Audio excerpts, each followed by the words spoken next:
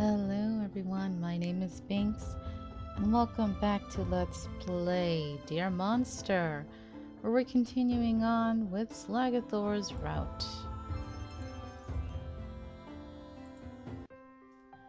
It's been almost a whole month since I've recorded this game. Oh, it's crazy because I had a little backlog. Yeah, I had a backlog, and then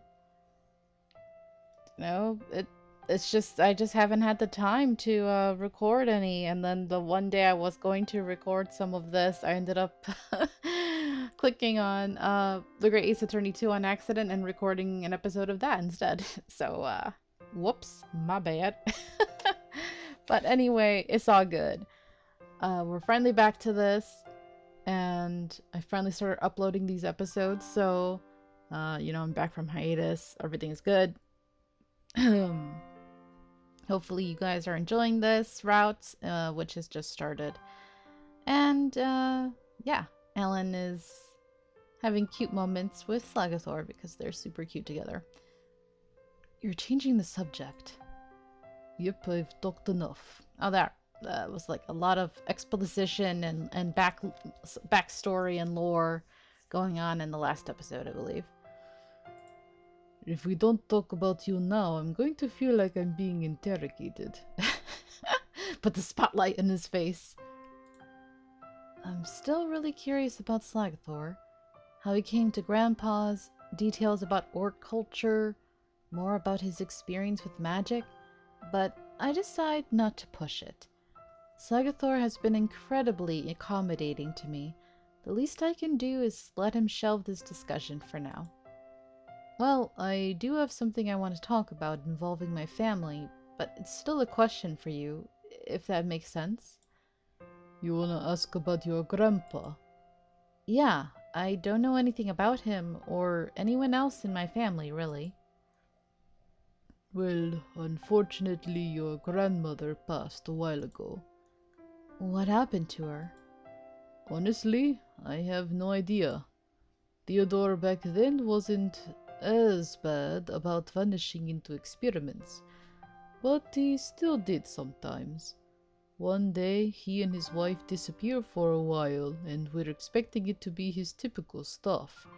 Except he came back, and she didn't. We have no idea what happened to her, and anyone who asked Theodore, well, I never tried personally, but apparently your grandpa didn't like to be asked and generally didn't elaborate on the accident at all. I see. After that, he disappeared for long periods of time without no warning, shutting himself away in experiments. And then a while ago, we woke up and he wasn't around. We thought he went on another trip, but we found this barrier up, and then you showed up. Now we're just waiting for him to come back. So, you think Grandpa sent me the letter before he left, or? I don't really know how human mail works. But Theodore probably could have just sent something through a portal if he wanted to. So it probably wasn't that long between him deciding to send you a letter and you actually getting it. In other words, is it possible Grandpa came by my dorm to leave the letter? Or... Anyway, I jolt as Slagathor continues, resuming his work cooking lunch as he talks. Yeah? I need to grab a couple things from my camp. Do you want to hang out here or come with me? What's with that star? That asterisk. Asterisk. Maybe that's a little typo. Is it okay if I come? What about what you said before? You're safe as long as you're with me. I won't let anything happen to you. It looks like he's given up on getting me to hang around with someone else. I'm glad. Maybe what happened between us in the woods does mean something to him. Then I'll come. Thanks. It's just a quick little trip, nothing exciting. Just need to restock a couple things. Slagathor goes to the door and shifts the basket away again to free it up.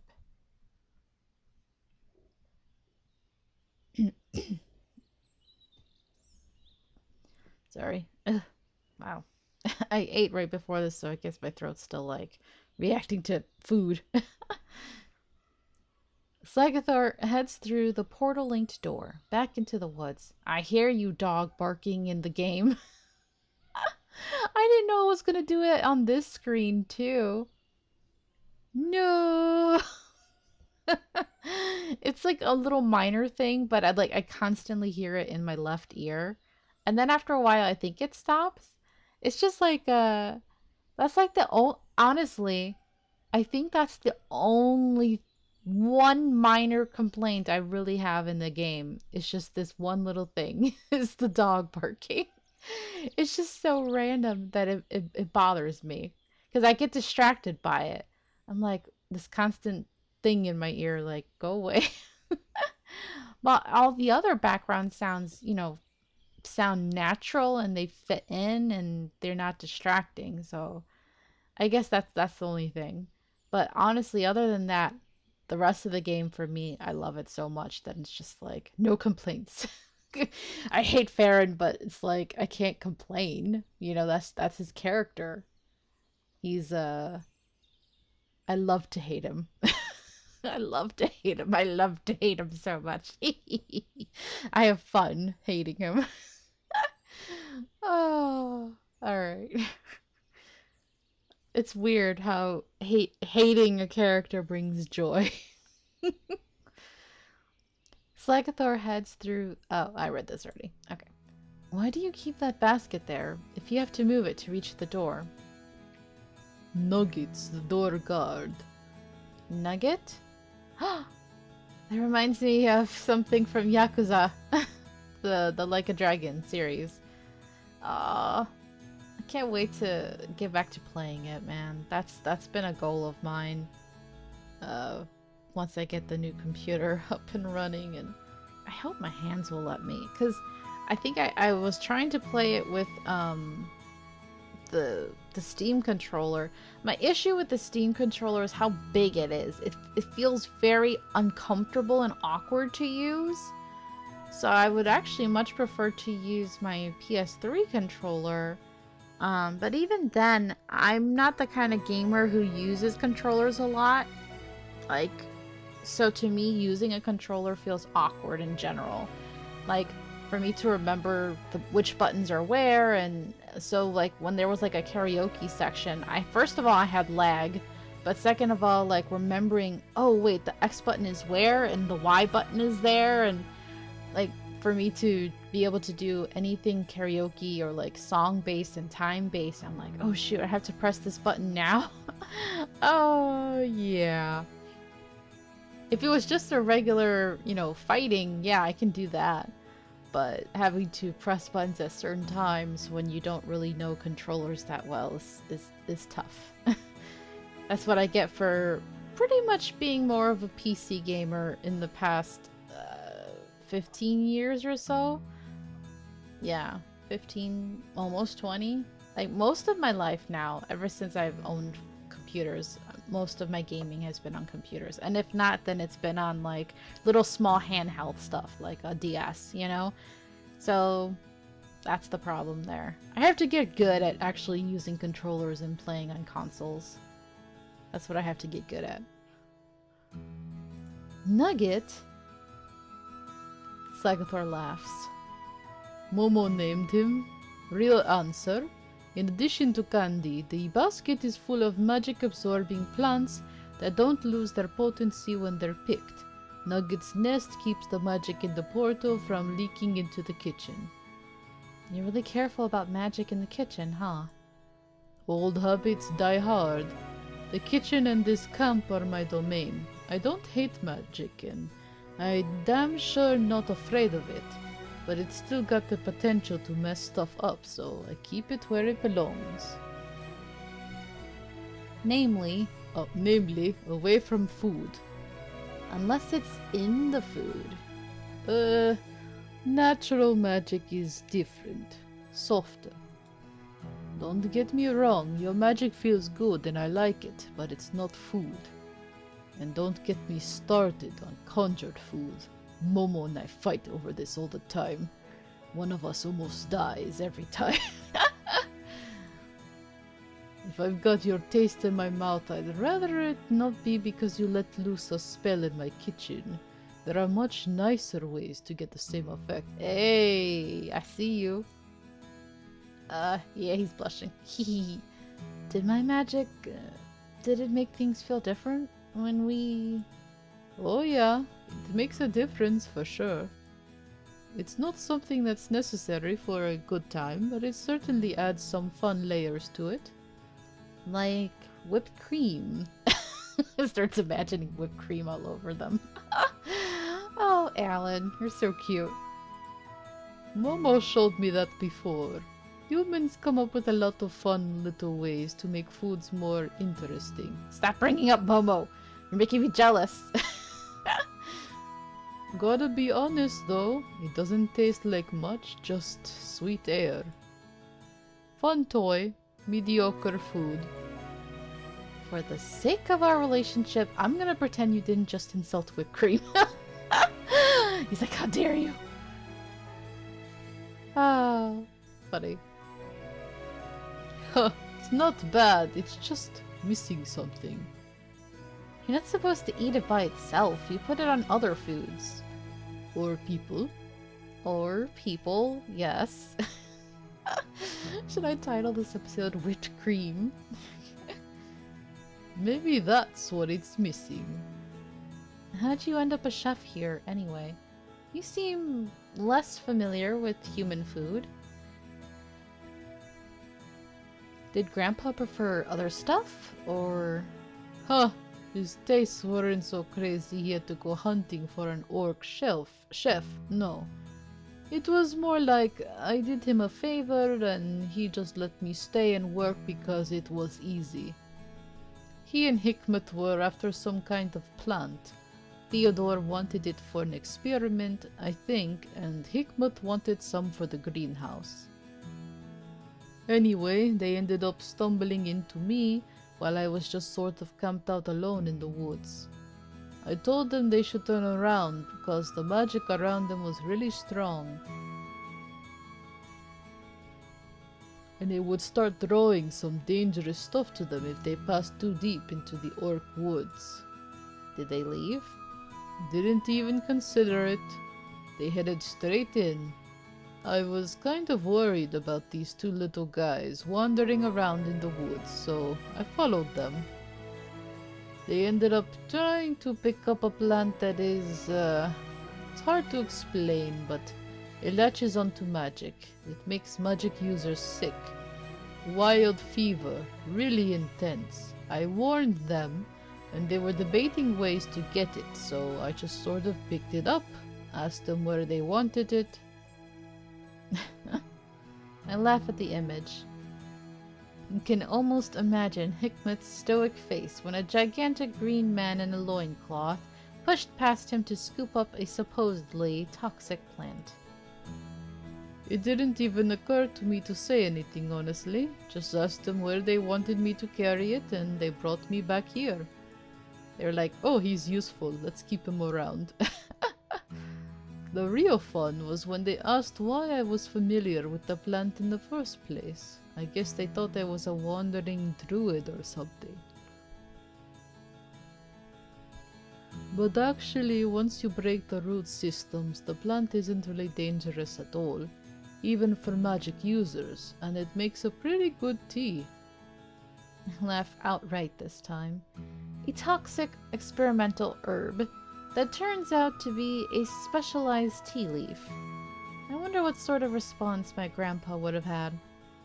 Would he have been amused or frustrated? My laughter fades as I realize I don't actually know him enough to guess. Maybe Slagathor can sense my mood because he sobers a bit as well. Anyway, that was a big theme around here, the first few years I was around. Theodore would do these experiments or these dangerous trips and then turn back up with completely random stuff. He gave his wife and kids a lot of crazy things as gifts over the years. After your grandma vanished, he was up to his neck in it. Couldn't pry him away for anything. Still, he was an eccentric guy. Half the stuff he said went over my head, but he was interesting to talk to. You talk like he's dead. Sorry, that's not what I meant. He's definitely still alive, he's just antisocial. Hard to get a word out of him about anything other than magic. Slagathor tongue-tied. Slagathor shrugs. I think Farron or Hikmet might have been able... Oh no, it's him. Binks, stop. I think Farron or Hikmet might have been able to pull a few conversations, but the most interaction we've had the past few months was the occasional portal popping open on the counter for me to stick plates onto. Which, for the record, is pretty rude, because I don't like magic in the kitchen, but the boss is the boss. The way Slagathor describes Grandpa, it's almost familiar. The distance, the confusing interactions, never really knowing what they want. It sounds like me talking to my aunt. Funny, the only thing that's made sense since coming here is how my aunt ended up the way she is. Gloomy talk aside, we're here. Slagathor leads me a little deeper into the woods and pauses near a tree. Its large branches sprawl out wide in all directions, curling oddly at the ends. On the tips of the branches sprout vivid blue bulbs. On closer inspection, these turn out to be weirdly shaped berries. Wow, that's so pretty. Glad you like it. It's one of my favorite plants out here. The berries aren't quite ripe yet, but that was why I brought you out here. Me? What do you mean?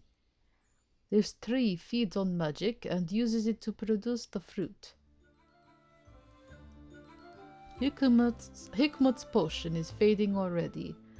I thought this might make a good practice tool, letting you feed your magic to something that can't take it on purpose, like me. Maybe it'll help you be a bit more deliberate with it? Oh, that's a really good idea, Slagathor. Thank you. Except, I'm not sure I'd even know where to start. Well, there was one other idea I had. Slagathor reaches up to the tree and plucks one of the berries. It looks sort of like a really lumpy strawberry, except for the bright blue. You should eat this. Eat it? Yeah, like I said, they feed on magic. The magic in here is the extra you released the other day. It should be similar to yours. I thought if you ate it, you might have a better idea of what your magic is supposed to feel like. I examine the berry. It honestly looks like a really crazy mutated strawberry, which tells me nothing about the potential edibility of it. And it's safe? I'm a chef, kid. If I wanted to poison you, there are easier ways. That's not comforting at all. Okay, here. Slagathor lifts the berry into his mouth and pops it in whole. Odd, moss-like leaves at the top and all. He chews, swallows, and opens his mouth to show it's gone. See? It's fine. I feel like there's no way to argue now that wouldn't seem petulant, so weird fruit it is. It's not even the strangest thing I've done in the mansion, really, so I guess it's not that big of a deal. Slagathor passes me the berry, and I give it a try. The flavor is sweet and light, but the thing that hits me the strongest is an immediate warm feeling flooding my whole body. For a moment I feel immense, taller, stronger, smarter. I chew the berry and swallow. As it goes down my throat, the feeling subsides into a soft little hum. What was that? Like I said, that was your magic. It feels really good, right? Honestly, these are one of my favorite snacks, but your magic in particular makes them even better. I look at the bush, blooming with vivid blueberries. So that was my magic? But I start to say I've never felt that way before, but I realize it's not true. When I did it with Slagathor, I felt similar. I chalked it up to really good sex, but in hindsight, my magic had been freaking out back then, too. Is this how magic is supposed to feel? No wonder no one understood me rejecting it, but if that was the case, why wouldn't it feel like this from the start? Why did it hurt me every time it did come out? You're making an awful complicated face there. I'm just trying to figure out what's wrong with my magic. It doesn't make sense. I can make something this good, but it never feels that way to me. He picks another berry and pops it into his mouth. I couldn't tell you. This is about as close as I get to having actual magic in my body. I can't help looking between him and the berries. If that's what magic feels like to him, well, it's no wonder he wanted to keep it. Drugs, addiction, metaphor. I mean, that's why sex addicts exist, right? Because it is something that people do get addicted to. So, these are very special to you, but you still wanted to give them to me to train? Yeah, it's a tree. If you pick the berries, they grow back, even if it's a little different when it's natural magic instead of yours. As nice of a pie as they make, I'd rather you figured out how to control your magic a bit better. Especially since, he keeps trying to kill you. I'd really rather you didn't die on my watch, or at all. Huh, I'll do my best. That being said, I still don't really know what I'm doing.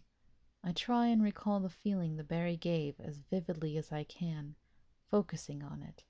I try to think of other times I might have felt that way, and I can still only think of the night with Slagathor. My body flushes, ignoring the sensible part of my brain screaming that this is absolutely not the time. Slagathor's face is like, oh, I think he wants something. You know, kid, you might have succubi blood. What? Huh. I just mean, so far, every time I've seen you start leaking magic, you're hard as a rock straight away.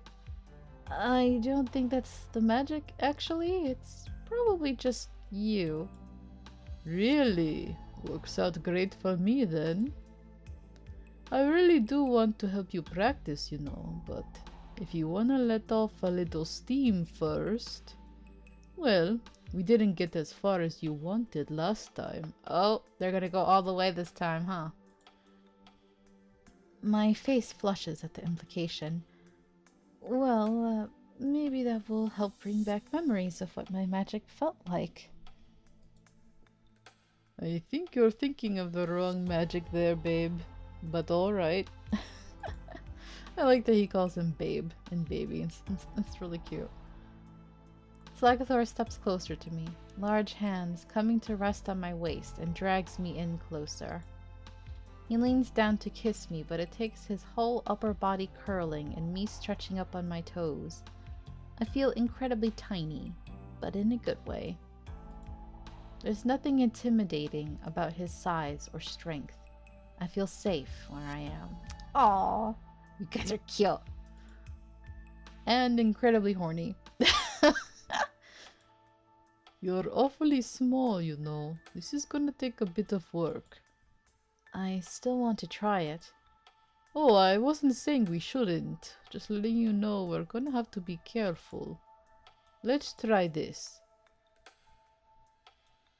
Slagathor eases to the ground, dragging me into his lap. My thigh muscles stretch already, just straddling him. He's so much broader than me. The slight strain is oddly exciting. He catches the bottom of my shirt and lifts it off my shoulders, ducking down to kiss the skin of my collarbone. Slagathor. Can't sit down to a meal without tasting it first. He brushes his mouth along my skin, peppering it with kisses. I can feel his large pointed tusks gently graze my skin. I shift, impatient, and Slagathor's hands brush along my thighs to my waist, helping me shuffle out of the rest of my clothes. Okay, and what point do I have to cut it? Let's see. Luckily, his clothes are mostly looped together at the sides with ropes or belts, so it only takes him a second to strip and set his own clothes aside, without even having to move too much. As he sets aside the last of his clothes, he digs in a pocket and pulls out small tin, which he unscrews and dips 2 large fingers into. Oh, he came prepared. You really carry lube around? It comes in handy. Slagathor wraps an arm around my waist and drags me closer, pushing us right up against each other. The grind of settling into place makes me groan. Probably gonna have to cut it here? Ooh, that was hot, y'all. Oh, they're my favorites now, aren't they? No, at least their sex scenes are. Oh, they're really good. Oh, the size. I'm a sucker. I didn't know I was a sucker for that. Whew. But anyway, so the good thing is that the stuff he brought with him is a special tincture that he mixed together that will has like maybe some like painkiller properties and to help ease the way, maybe some magic in it. I don't know, but it made it possible because honestly, he big, y'all. Like, it should not even be possible. But yeah, the same thing kind of happened at the end of Imbris's route when he was like literally in dragon form. I was just like, bruh, that's not possible, but whatever. I guess he used magic there to make that possible. Anyway, they had a good time. And he was very careful with him and loving, and then it got hot and spicy. Slagathor. Sorry. Forgot to warn you it was going to be so much. That's okay. It's actually pretty hot. I file that away as a new thing to learn about myself and move on, slumping against Slagathor's chest. I feel oddly exhausted and full of energy at the same time. My mind is zooming, even as my body is limp. Hey, look. I follow his direction to look up and gasp at what I see. The tree above us has bloomed even brighter. The lumpy berries suddenly a vivid electric blue in color and twice the size they were before. Told you, your magic is the best fertilizer this guy could get. Do you mean the tree or you? Huh, both, I guess. Now, the question is, do you think you could figure out how to do that on purpose? Maybe? He helps me shift, fetches a cloth from his camp and comes back to help me clean up. We get dressed. Once we're decent, if a little dirty, I turn my attention to the tree. Should I be trying to feed it more?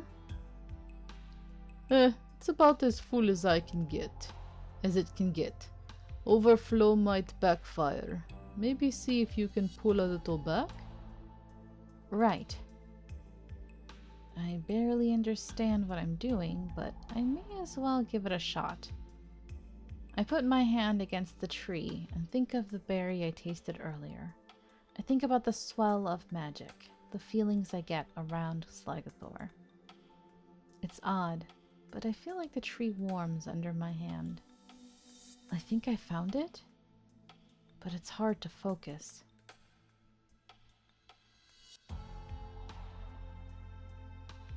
I close my eyes, trying to focus on nothing other than the feeling under my hand.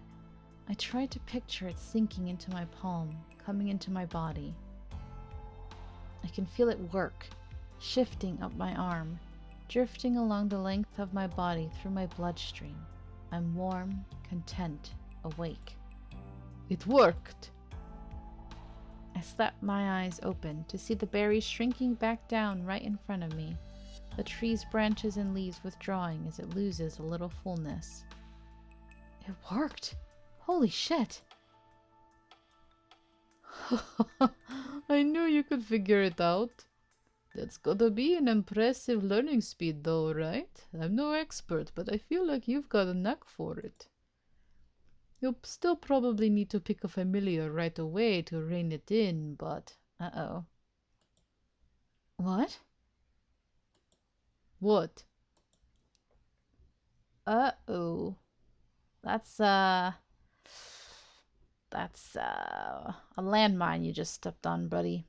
You just got his warm feelings all warm and fuzzy, and you guys did it twice. You've been helping him, and now he's gonna feel like you're pushing him onto someone else again. Oh boy. Well, I think we should leave this episode right here. Oh dear. Thank you guys so much for watching. I hope you're enjoying this. Uh, I am interested to see what else is going to happen next. So until next time, have a nice day. Bye bye.